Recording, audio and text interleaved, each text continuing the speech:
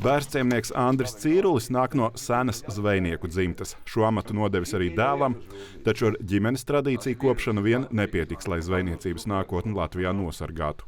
Tādēļ viņš sapulcinājis amata brāļus zem biedrības Mazjūras zvejnieki karoga.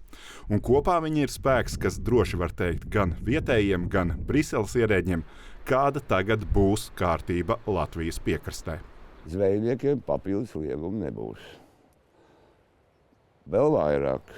Latvijā ir tā jau nesalīdzinoši vairāk nepamatoti liegums piekrastes zvejniekiem, kuru nav kaimiņu valstīs. Un tos, mīļie, pamazām būs jāatceļ.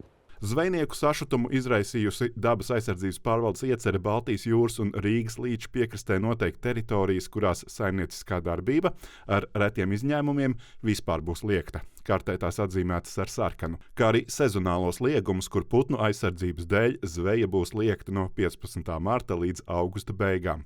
Kartē atzīmēts ar dzeltenbrūnu. Tā ir visa sezona, galvenā sezona ir slēgta.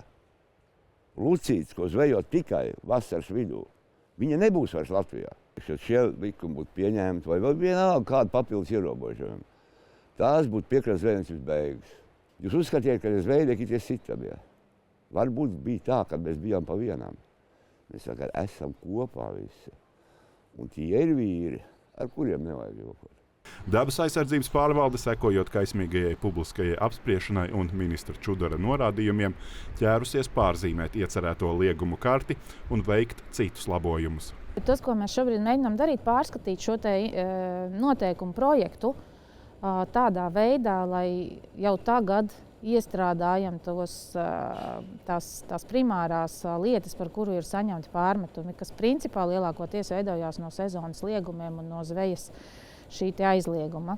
Pēc tam jaunais projekts tiks saskaņots ar Zemkopības ministriju, kas atbild par zivsaimniecību Latvijā, un dabas aizsardzības plāna konsultatīvo grupu. Pēc tam tiks rīkota atkārtota sabiedriskā apspriešana. Dabas aizsardzības pārvalde cer, ka šoreiz tajā iztiks bez apvainojumiem un draudiem. Šobrīd tas fons ir tādā trumpisma stilā, un es ļoti ceru, ka mēs tomēr atgriezīsimies atpakaļ pie konstruktīvām sarunām. Visi, kas strādā valsts pārvaldē un zinātniskos institūtos, viņi nav pretvalstiski elementi, un kā tik vēl mēs tiekam nosaukti. Savukārt zvejnieki no savas puses apņēmušies cieši sekot, lai arī jaunais piedāvājums nebūtu bīstams nozares nākotnē Latvijā. Ģirds Zvirbulis, Krišāns Leitis, Latvijas televīzija.